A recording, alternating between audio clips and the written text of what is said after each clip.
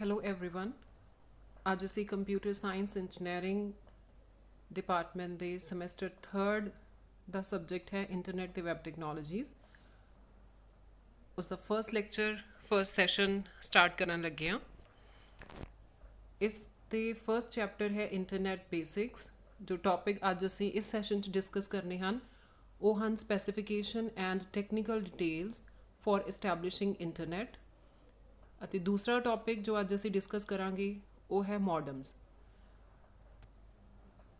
ਅਸੀਂ ਆਪਣੇ ਸਿਸਟਮ 'ਤੇ ਅਗਰ ਇੰਟਰਨੈਟ ਅਸੈਸ ਕਰਨਾ ਹੈ ਤਾਂ ਸਾਡੇ ਕੋਲ ਉਸ ਦੇ ਲਈ ਅਲੱਗ-ਅਲੱਗ ਮੈਥਡ ਹੋ ਸਕਦੇ ਨੇ, ਪਰ ਉਸ ਤੋਂ ਪਹਿਲਾਂ ਅਸੀਂ ਇਹ ਸਮਝੀਏ ਕਿ ਇੰਟਰਨੈਟ ਹੈ ਕੀ।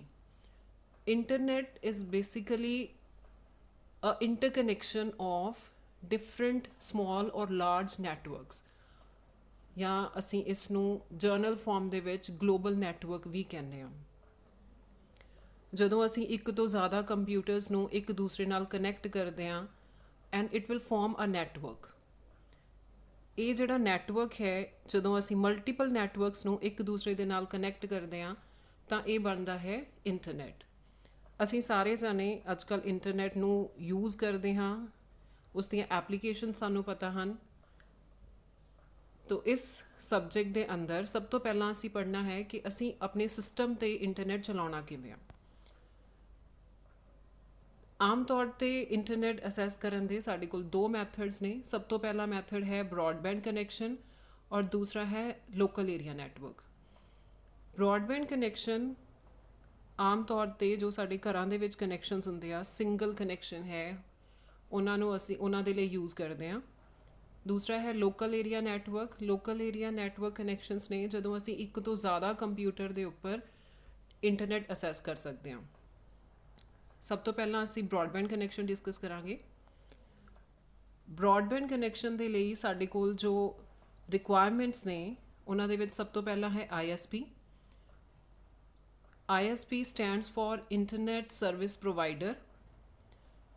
ਅਗਰ ਜਰਨਲ ਕਹੀਏ ਤਾਂ ISP ਇੱਕ ਕੰਪਨੀ ਹੈ ਜਿਹੜੀ ਸਾਨੂੰ ਇੰਟਰਨੈਟ ਦੀਆਂ ਸਰਵਿਸਿਜ਼ ਪ੍ਰੋਵਾਈਡ ਕਰਦੀ ਆ, ਜਿਵੇਂ ਕਿ ਏਅਰਟੈਲ ਹੈ, ਰਿਲਾਇੰਸ ਹੈ, BSNL ਹੈ। ਤਾਂ ਉਹ ਕੋਈ ਵੀ ਕੰਪਨੀ ਜਿਹੜੀ ਸਾਨੂੰ ਇੰਟਰਨੈਟ ਪ੍ਰੋਵਾਈਡ ਕਰਦੀ ਹੈ ਤਾਂ ਉਹ ਹੈ ISP।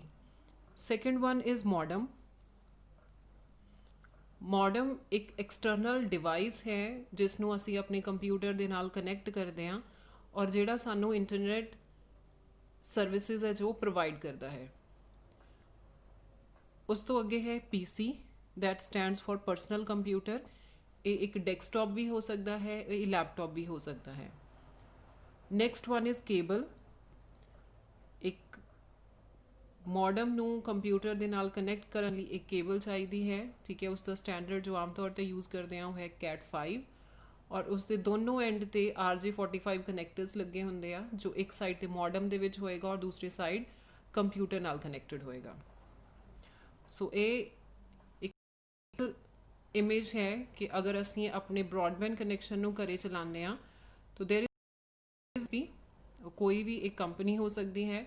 ਉਸ ਕੰਪਨੀ ਤੋਂ ਕਨੈਕਸ਼ਨ ਹੈ ਜਿਹੜਾ ਉਹ ਸਭ ਤੋਂ ਪਹਿਲਾਂ ਸਾਡੇ ਮੋਡਮ ਕੋਲ ਜਾਏਗਾ ਔਰ ਫਿਰ ਮੋਡਮ ਤੋਂ ਉਹ ਕਨੈਕਸ਼ਨ ਕੰਪਿਊਟਰ ਤੱਕ ਪਹੁੰਚੇਗਾ ਔਰ ਮੋਡਮ ਤੱਕ ਜੋ ਡੇਟਾ ਹੈ ਉਹ ਕਿਸੇ ਵੀ ਪਬਲਿਕ ਨੈਟਵਰਕ ਦੇ ਥਰੂ ਮਿਲ ਸਕਦਾ ਹੈ। ਜੋ ਸਾਡੀ ਨਾਰਮਲ ਟੈਲੀਫੋਨ ਲਾਈਨ ਹੈ ਜਿਸ ਦੇ ਥਰੂ ਅਸੀਂ ਕਨੈਕਟ ਕਰਦੇ ਹਾਂ ਆਪਣੇ ਵੌਇਸ ਕਾਲਸ, ਤਾਂ ਉਹੀ ਲਾਈਨ ਦੇ ਥਰੂ ਅਸੀਂ ਡੇਟਾ ਅਸੈਸ ਕਰ ਸਕਦੇ ਹਾਂ। ਔਰ ਇਹ ਸਟੈਪਸ ਨੇ ਜਿਨ੍ਹਾਂ ਦੇ ਥਰੂ ਅਸੀਂ ਆਪਣਾ ਸੈਟਅਪ ਹੈ ਜਿਹੜਾ ਬ੍ਰੌਡਬੈਂਡ ਦਾ ਉਹ ਕਰ ਸਕਦੇ ਹਾਂ। ਸੈਟਅਪ ਕਰਨ ਦੇ ਲਈ ਸਭ ਤੋਂ ਪਹਿਲਾ ਸਟੈਪ ਹੈ ਕਿ ਅਸੀਂ ਆਪਣੇ ਕੰਪਿਊਟਰ ਦੇ ਵਿੱਚ ਕੰਟਰੋਲ ਪੈਨਲ ਦੇ ਵਿੱਚ ਜਾ ਕੇ open network and sharing centre ਕਰਨਾ ਹੈ। ਇਹ ਆਪਸ਼ਨਸ ਨੇ ਜੋ ਵਿੰਡੋਜ਼ 7 ਦੇ ਵਿੱਚ ਅਵੇਲੇਬਲ ਹੁੰਦੀਆਂ ਨੇ। ਜੋ ਲੇਟੈਸਟ ਵਰਜ਼ਨਸ ਨੇ ਵਿੰਡੋ ਦੇ ਉਹਨਾਂ ਦੇ ਵਿੱਚ ਅਸੀਂ ਕੰਟਰੋਲ ਪੈਨਲ, ਇੰਟਰਨੈਟ ਕਨੈਕਟੀਵਿਟੀ ਜਾਂ ਜੋ ਨੈਟਵਰਕ ਸ਼ੇਅਰਿੰਗ ਸੈਂਟਰ ਹੈ ਉਹ ਓਪਨ ਕਰਦੇ ਹਾਂ। ਅਗਲਾ ਸਟੈਪ ਹੈ ਕਿ ਅਸੀਂ ਉਸ ਦੇ ਵਿੱਚ ਆਪਸ਼ਨਸ ਆਉਂਦੀਆਂ ਨੇ ਕਨੈਕਟ ਟੂ ਇੰਟਰਨੈਟ, ਸਭ ਤੋਂ ਪਹਿਲੀ ਆਪਸ਼ਨ ਹੈ। ਦੂਸਰੀ ਹੈ setup a new work group or connection. ਤਾਂ ਅਸੀਂ ਨਿਊ ਕਨੈਕਸ਼ਨ 'ਤੇ ਕਲਿੱਕ ਕਰਨਾ ਹੈ। ਉਸ ਤੋਂ ਅੱਗੇ ਥਰਡ ਆਪਸ਼ਨ ਹੈ ਕਿ ਕਨੈਕਟ ਟੂ ਇੰਟਰਨੈਟ ਔਰ ਜਦੋਂ ਅਸੀਂ ਕਨੈਕਟ ਟੂ ਇੰਟਰਨੈਟ ਕਰਾਂਗੇ ਤਾਂ ਨਵੇਂ ਕਨੈਕਸ਼ਨ ਦੇ ਲਈ ਸੈਟਅਪ ਹੋਏਗਾ। ਕਨੈਕਟ ਟੂ ਇੰਟਰਨੈਟ ਕਰਨ ਤੋਂ ਬਾਅਦ ਨਵੇਂ ਕਨੈਕਸ਼ਨ ਲਈ ਸੈਟਅਪ ਹੋਏਗਾ, ਜਾਂ ਅਗਰ ਪਹਿਲਾਂ ਕੋਈ ਕਨੈਕਸ਼ਨ ਬਣਿਆ ਹੋਇਆ ਹੈ ਉਸ ਦੇ ਲਈ ਆਪਸ਼ਨ ਹੋਏਗੀ। ਤਾਂ ਜਦੋਂ ਅਸੀਂ ਨਵਾਂ ਕਨੈਕਸ਼ਨ ਸੈਟਅਪ ਕਰਨਾ ਹੈ, that is our 4th step, setup a new connection. ਉਸ 'ਤੇ ਕਲਿੱਕ ਕਰਨ ਤੋਂ ਬਾਅਦ ਸਾਡੇ ਕੋਲ ਬ੍ਰੌਡਬੈਂਡ ਆਪਸ਼ਨ ਆਏਗੀ। ਜਦੋਂ ਅਸੀਂ ਬ੍ਰੌਡਬੈਂਡ ਆਪਸ਼ਨ ਸਿਲੈਕਟ ਕਰਨੀ ਹੈ, ਉਸ ਤੋਂ ਅੱਗੇ ਇੱਕ ਡਾਇਲੌਗ ਬਾਕਸ ਓਪਨ ਹੋਏਗਾ ਜਿਸ ਦੇ ਵਿੱਚ username and password fill ਕਰਨ ਦੇ ਲਈ ਆਪਸ਼ਨ ਹੋਏਗੀ। ਇਹ ਯੂਜ਼ਰ ਨੇਮ ਐਂਡ ਪਾਸਵਰਡ ਹੈ ਜਿਹੜਾ, ਇਹ ਸਾਨੂੰ ਕੰਪਨੀ ਪ੍ਰੋਵਾਈਡ ਕਰੇਗੀ ਜਿਸ ਤੋਂ ਅਸੀਂ ਇੰਟਰਨੈਟ ਅਸੈਸ ਕਰ ਰਹੇ ਹਾਂ। ਕੰਪਨੀ ਵੱਲੋਂ ਦਿੱਤਾ ਹੋਇਆ ਯੂਜ਼ਰ ਨੇਮ ਅਸੀਂ ਫਿਲ ਕਰਾਂਗੇ, ਫਿਰ ਅਸੀਂ ਪਾਸਵਰਡ ਫਿਲ ਕਰਾਂਗੇ, ਔਰ ਉਸ ਤੋਂ ਬਾਅਦ ਦੈਨ ਕਨੈਕਟ 'ਤੇ ਕਲਿੱਕ ਕਰਦੇ ਹਾਂ ਤਾਂ ਸਾਡਾ ਕਨੈਕਸ਼ਨ ਇਸਟੈਬਲਿਸ਼ ਹੋਣ ਲੱਗ ਜਾਏਗਾ। ਜਦੋਂ ਉਹ ਕੰਪਲੀਟ ਹੋ ਜਾਏਗਾ ਤਾਂ ਇੱਕ ਬ੍ਰੌਡਬੈਂਡ ਦਾ ਆਈਕਨ ਬਣੇਗਾ ਜਿਸ ਦੇ ਨਾਲ ਅਸੀਂ ਕਨੈਕਟ ਕਰ ਸਕਦੇ ਹਾਂ। ਇਹ ਜੋ ਸਿੰਪਲ ਮੈਥਡ ਹੈ, ਇਸ ਨੂੰ in general dial up connection ਵੀ ਕਿਹਾ ਜਾਂਦਾ। ਬਿਨਾਂ ਕੋਈ ਸੈਟਿੰਗ ਕੀਤਿਆਂ ਅਗਰ ਅਸੀਂ ਇਸ ਮੈਥਡ ਦੇ ਨਾਲ ਇੰਟਰਨੈਟ ਕਨੈਕਟ ਕਰਨਾ ਹੈ ਤਾਂ ਹਮੇਸ਼ਾ ਕੰਪਿਊਟਰ ਦੇ ਵਿੱਚ ਨੈਟਵਰਕ ਆਪਸ਼ਨ 'ਚ ਜਾ ਕੇ ਅਸੀਂ ਆਈਕਨ 'ਤੇ ਡਬਲ ਕਲਿੱਕ ਕਰਾਂਗੇ। ਉਸ ਤੋਂ ਬਾਅਦ ਉੱਥੇ ਕਨੈਕਟ ਦੀ ਆਪਸ਼ਨ ਆਏਗੀ, ਤਾਂ ਜੋ ਅਸੀਂ ਯੂਜ਼ਰ ਨੇਮ ਤੇ ਪਾਸਵਰਡ ਪਹਿਲਾਂ ਫਿਲ ਕੀਤਾ ਹੋਇਆ ਹੈ ਉਸ ਨੂੰ ਫਿਲ ਦੁਬਾਰਾ ਕਰਨਾ ਹੈ। ਅਗਰ ਸੇਵ ਕੀਤਾ ਹੋਇਆ ਹੈ ਤਾਂ ਫਿਰ ਉਸ ਨੂੰ ਕਨੈਕਟ ਕਰਾਂਗੇ। ਇਸ ਤਰੀਕੇ ਨਾਲ ਅਸੀਂ ਆਪਣੇ ਬ੍ਰੌਡਬੈਂਡ ਕਨੈਕਸ਼ਨ ਦੇ ਥਰੂ ਡੇਟਾ ਅਸੈਸ ਕਰ ਸਕਦੇ ਹਾਂ। ਦੂਸਰਾ ਆਪਸ਼ਨ ਹੁੰਦਾ ਕਿ ਜਦੋਂ ਸਾਨੂੰ ਬਿਨਾਂ ਡਾਇਲ ਕੀਤਿਆਂ, ਬਿਨਾਂ ਕਨੈਕਟ ਦਾ ਬਟਨ 'ਤੇ ਕਲਿੱਕ ਕੀਤਿਆਂ ਅਸੀਂ ਡੇਟਾ ਅਸੈਸ ਕਰ ਸਕੀਏ। ਉਸ ਮੈਥਡ ਦੇ ਲਈ ਅਸੀਂ ਮੋਡਮ ਦੀਆਂ ਸੈਟਿੰਗਸ ਨੂੰ ਚੇਂਜ ਕਰਦੇ ਹਾਂ ਔਰ ਕਨੈਕਟ ਡਿਫਾਲਟ ਹੈ ਜੋ ਉਹ ਆਪਸ਼ਨ ਅਪਲਾਈ ਹੁੰਦੇ ਆ। ਤਾਂ ਉਸ ਦੇ ਨਾਲ ਕੀ ਹੈ ਕਿ ਤੁਹਾਨੂੰ ਮੋਡਮ ਨੂੰ ਵਾਰੀ-ਵਾਰੀ ਬ੍ਰੌਡਬੈਂਡ ਕਨੈਕਸ਼ਨ ਲਈ ਡਾਇਲ ਕਰਨ ਦੀ ਜ਼ਰੂਰਤ ਨਹੀਂ ਹੈ। ਹਮੇਸ਼ਾ ਜਦੋਂ ਵੀ ਤੁਹਾਡਾ ਕੰਪਿਊਟਰ ਔਨ ਹੋਏਗਾ ਔਰ ਤੁਹਾਡਾ ਮੋਡਮ ਔਨ ਹੈ ਤਾਂ ਉਹ ਕਨੈਕਸ਼ਨ ਹੈ ਜਿਹੜਾ ਉਹ ਇਸਟੈਬਲਿਸ਼ ਹੋ ਜਾਏਗਾ। ਨੈਕਸਟ ਹੈ ਲੈਨ ਕਨੈਕਸ਼ਨ। ਬ੍ਰੌਡਬੈਂਡ ਕਨੈਕਸ਼ਨ ਦੀ ਇੱਕ ਲਿਮਿਟੇਸ਼ਨ ਹੈ ਕਿ ਅਸੀਂ ਇਸ ਨੂੰ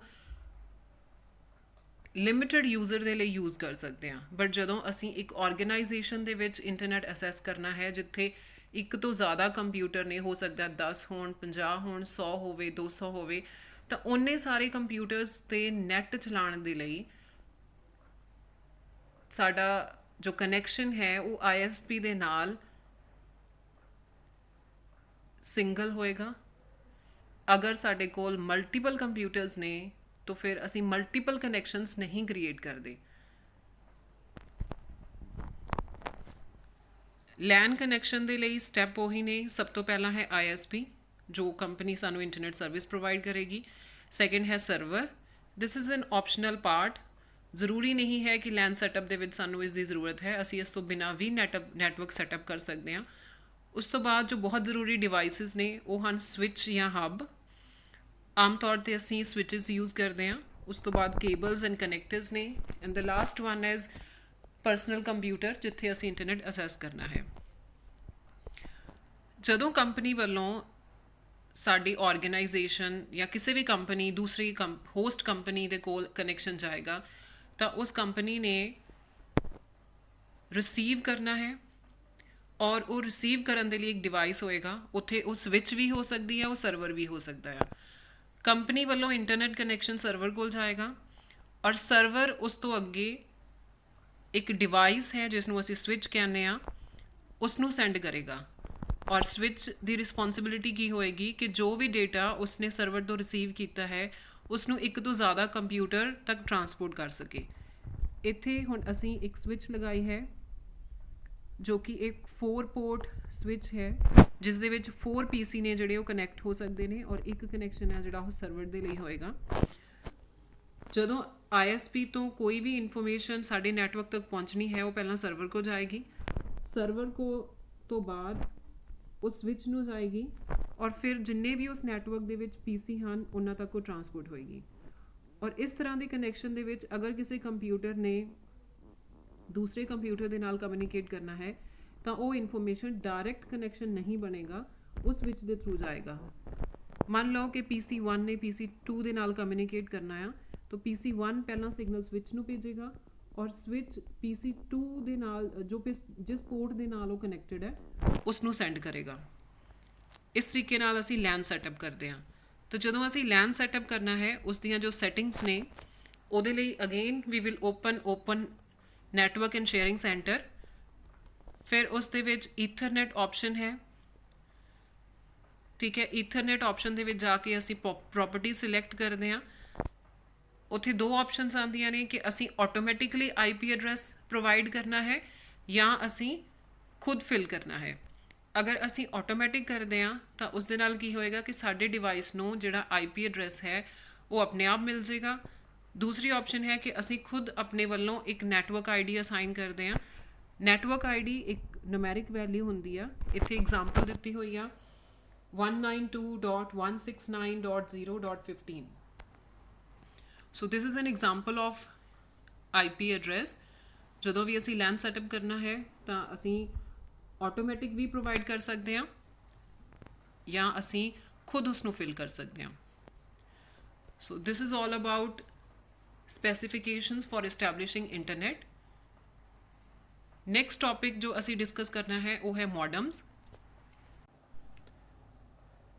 modem word, it is a combination of two words, that is modulator and demodulator। modem ਇੱਕ ਹਾਰਡਵੇਅਰ ਡਿਵਾਈਸ ਹੈ ਜਿਸ ਦੇ ਥਰੂ ਅਸੀਂ ਇੰਟਰਨੈਟ ਦੇ ਜੋ ਸਿਗਨਲਸ ਨੇ, ਜੋ ਡੇਟਾ ਸਿਗਨਲਸ ਨੇ, ਉਹਨਾਂ ਨੂੰ ਰਿਸੀਵ ਕਰਦੇ ਹਾਂ। ਔਰ ਇਸ ਦਾ ਮੇਨ ਕੰਮ ਕੀ ਹੈ ਕਿ ਇੱਕ ਐਨਾਲੌਗ ਲਾਈਨ ਤੋਂ ਡੇਟਾ ਰਿਸੀਵ ਕਰਦਾ ਹੈ, ਉਸ ਨੂੰ ਡਿਜੀਟਲ ਫਾਰਮ 'ਚ ਕਨਵਰਟ ਕਰਦਾ ਹੈ ਐਂਡ ਦੈਨ ਉਸ ਨੂੰ ਕੰਪਿਊਟਰ ਨੂੰ ਪ੍ਰੋਵਾਈਡ ਕਰਦਾ ਹੈ। ਔਰ ਜਦੋਂ ਕੰਪਿਊਟਰ ਵੱਲੋਂ ਸਿਗਨਲ ਜਨਰੇਟ ਹੁੰਦਾ ਹੈ ਤਾਂ ਡਿਜੀਟਲ ਸਿਗਨਲ ਨੂੰ ਐਨਾਲੌਗ ਸਿਗਨਲ ਦੇ ਵਿੱਚ ਕਨਵਰਟ ਕਰਦਾ ਆ ਐਂਡ ਦੈਨ ਉਸ ਐਨਾਲੌਗ ਸਿਗਨਲ ਨੂੰ ਜੋ ਨਾਰਮਲ ਸਾਡੀ ਟੈਲੀਫੋਨ ਲਾਈਨ ਹੈ ਉਸ 'ਤੇ ਟਰਾਂਸਪੋਰਟ ਕਰਦਾ ਆ। ਅਗਰ ਅਸੀਂ ਵਾਇਰਲੈਸ ਮੋਡਮ ਯੂਜ਼ ਕਰ ਰਹੇ ਹਾਂ ਤਾਂ ਉਸ ਕੇਸ ਦੇ ਵਿੱਚ ਕੀ ਹੋਏਗਾ, ਜਿਹੜਾ ਡਿਜੀਟਲ ਸਿਗਨਲ ਹੈ ਕੰਪਿਊਟਰ ਤੋਂ ਜਨਰੇਟ ਹੋਇਆ ਉਸ ਨੂੰ ਉਹ ਰੇਡੀਓ ਸਿਗਨਲਸ ਦੇ ਵਿੱਚ ਟਰਾਂਸਪੋਰਟ ਕਰਦਾ। ਔਰ ਅਗਰ ਅਸੀਂ ਰਿਸੀਵ ਕਰ ਰਹੇ ਹਾਂ ਤਾਂ ਫਿਰ ਉਹ ਰੇਡੀਓ ਸਿਗਨਲਸ ਨੂੰ ਡਿਜੀਟਲ ਸਿਗਨਲ ਦੇ ਵਿੱਚ ਕਨਵਰਟ ਕਰੇਗਾ। ਮੋਡਮਸ ਦੋ ਤਰ੍ਹਾਂ ਦੇ ਹੁੰਦੇ ਨੇ, one is called internal modem ਔਰ ਦੂਸਰਾ ਹੈ ਐਕਸਟਰਨਲ ਮੋਡਮ। ਇੰਟਰਨਲ ਮੋਡਮ ਆਮ ਤੌਰ 'ਤੇ PC ਦੇ ਅੰਦਰ ਜਾਂ ਤਾਂ ਇਨਬਿਲਟ ਹੁੰਦਾ ਹੈ ਮਦਰਬੋਰਡ ਦੇ ਵਿੱਚ ਜਾਂ ਅਸੀਂ ਉਸ ਨੂੰ ਅਲੱਗ ਤੋਂ PCI ਸਲੋਟ ਦੇ ਵਿੱਚ ਐਡ ਕਰਦੇ ਹਾਂ ਜਿਸ ਨੂੰ ਅਸੀਂ NIC ਜਾਂ ਨੈਟਵਰਕ ਇੰਟਰਫੇਸ ਕਾਰਡ ਵੀ ਕਹਿੰਦੇ ਹਾਂ। ਐਕਸਟਰਨਲ ਮੋਡਮ ਇੱਕ ਐਕਸਟਰਨਲ ਡਿਵਾਈਸ ਹੈ ਜੋ ਕੰਪਿਊਟਰ ਦੇ ਨਾਲ ਕਨੈਕਟ ਹੁੰਦਾ ਹੈ ਜਿਸ ਦੇ ਥਰੂ ਅਸੀਂ ਇੰਟਰਨੈਟ ਅਸੈਸ ਕਰਦੇ ਹਾਂ। These are depend upon the type of connection. ਜ਼ਿਆਦਾਤਰ ਕੇਸਿਸ ਦੇ ਵਿੱਚ ਅਸੀਂ DSL ਮੋਡਮਸ ਯੂਜ਼ ਕਰਦੇ ਹਾਂ। ਦੂਸਰੀ ਆਪਸ਼ਨ ਹੈ ਕੇਬਲ ਮੋਡਮਸ। ਅਗਰ ਅਸੀਂ ਜੋ TV ਕੇਬਲ ਕਨੈਕਸ਼ਨ ਹੈ ਉਸ ਲਾਈਨ ਦੇ ਥਰੂ ਅਸੀਂ ਇੰਟਰਨੈਟ ਅਸੈਸ ਕਰਨਾ ਹੋਵੇ ਤਾਂ ਫਿਰ ਅਸੀਂ ਕੇਬਲ ਮੋਡਮਸ ਯੂਜ਼ ਕਰਦੇ ਹਾਂ। Next are the functions of modem. Modem ਨੇ ਜਿਹੜੇ ਉਹ ਤਿੰਨ ਬੇਸਿਕ ਫੰਕਸ਼ਨ ਪਰਫਾਰਮ ਕਰਦੇ ਨੇ। ਸਭ ਤੋਂ ਪਹਿਲਾ ਹੈ ਐਰਰ ਕਰੈਕਸ਼ਨ, ਸੈਕਿੰਡ ਵਨ ਹੈ data compression and third one is flow control। first function जो modem perform करता है वो है error correction। modem check करता है कि जेड़ी information receive हुई है वो damage तो नहीं है। second function modem ਦਾ है data compression। data compression perform ਕੀਤਾ ਜਾਂਦਾ ਹੈ ਤਾਂ ਕਿ ਜੋ large content ਹੈ like images ਜਾਂ videos ਉਹਨਾਂ ਨੂੰ ਈਜ਼ੀਲੀ ਅਸੀਂ ਨੈਟਵਰਕ ਦੇ ਉੱਪਰ ਟਰਾਂਸਪੋਰਟ ਕਰ ਸਕੀਏ। ਉਸ ਤੋਂ ਬਾਅਦ ਹੈ ਫਲੋ ਕੰਟਰੋਲ। ਫਲੋ ਕੰਟਰੋਲ ਇੱਕ ਸਿਸਟਮ ਤੋਂ ਦੂਸਰੇ ਸਿਸਟਮ ਤੱਕ ਜਦੋਂ ਡੇਟਾ ਟਰਾਂਸਪੋਰਟ ਹੁੰਦਾ ਹੈ ਤਾਂ ਉਹਨਾਂ ਦੋਨਾਂ ਦੀ ਅਲੱਗ ਡੇਟਾ ਰੇਟ ਹੈ ਜਿਹੜੀ ਉਸ ਨੂੰ ਸਿੰਕਰੋਨਾਈਜ਼ ਕਰਦਾ ਆ। ਮੰਨ ਲਓ ਕਿ ਇੱਕ ਮੋਡਮ ਹੈ ਜਿਹੜਾ ਉਹ ਡੇਟਾ ਟਰਾਂਸਪੋਰਟ ਕਰ ਰਿਹਾ ਹਾਇਰ ਸਪੀਡ 'ਤੇ, ਬਟ ਜਿਹੜਾ ਰਿਸੀਵਰ ਮੋਡਮ ਹੈ ਉਹ ਉਨੀ ਸਪੀਡ ਦੇ ਨਾਲ ਰਿਸੀਵ ਨਹੀਂ ਕਰ ਪਾਉਂਦਾ। ਮੀਨਸ ਉਹ ਪੁਰਾਣਾ ਵਰਜ਼ਨ ਹੋ ਸਕਦਾ ਹੈ, ਉਹ ਕਨੈਕਸ਼ਨ ਸਲੋ ਹੋ ਸਕਦਾ ਹੈ। ਉਸ ਕੇਸ ਦੇ ਵਿੱਚ ਕੀ ਹੈ ਕਿ ਜਦੋਂ ਹਾਇਰ ਸਪੀਡ ਵਾਲਾ ਮੋਡਮ ਸੈਂਡ ਕਰੇਗਾ ਤਾਂ ਉਹ ਬਹੁਤ ਜ਼ਿਆਦਾ ਬਿਟਸ ਸੈਂਡ ਕਰੇਗਾ ਅਤੇ ਜਿਹੜਾ ਰਿਸੀਵਰ ਹੈ ਉਹ ਉਨੀ ਬਿਟਸ ਨੂੰ ਰਿਸੀਵ ਨਹੀਂ ਕਰ ਪਾਏਗਾ ਤਾਂ ਡੇਟਾ ਓਵਰਫਲੋ ਹੋਏਗਾ। ਉਸ ਕੇਸ ਦੇ ਵਿੱਚ ਬਹੁਤ ਸਾਰਾ ਡੇਟਾ ਹੈ ਜਿਹੜਾ ਉਹ ਡੈਮੇਜ ਹੋ ਸਕਦਾ ਹੈ। ਇਸ ਤਰ੍ਹਾਂ ਦੀ ਪ੍ਰੋਬਲਮ ਨੂੰ ਕਵਰ ਕਰਨ ਦੇ ਲਈ ਫਲੋ ਕੰਟਰੋਲ ਹੁੰਦਾ। ਤਾਂ ਦੋਨੋਂ ਡਿਵਾਈਸਿਸ ਜਦੋਂ ਕਮਿਊਨੀਕੇਟ ਕਰਦੇ ਨੇ ਤਾਂ ਜੋ ਮਿਨੀਮਮ ਸਪੀਡ ਵਾਲਾ ਡਿਵਾਈਸ ਹੈ ਉਸ ਸਪੀਡ ਦੇ ਨਾਲ ਡੇਟਾ ਟਰਾਂਸਪੋਰਟ ਹੁੰਦਾ, ਤਾਂ ਕਿ ਜਦੋਂ ਵੀ ਹਾਇਰ ਸਪੀਡ ਵਾਲਾ ਡੇਟਾ ਮੋਡਮ ਟਰਾਂਸਫਰ ਕਰੇਗਾ ਤਾਂ ਦੂਸਰੇ ਸਾਈਡ ਓਵਰਫਲੋ ਨਾ ਹੋਵੇ। So this is all about modems.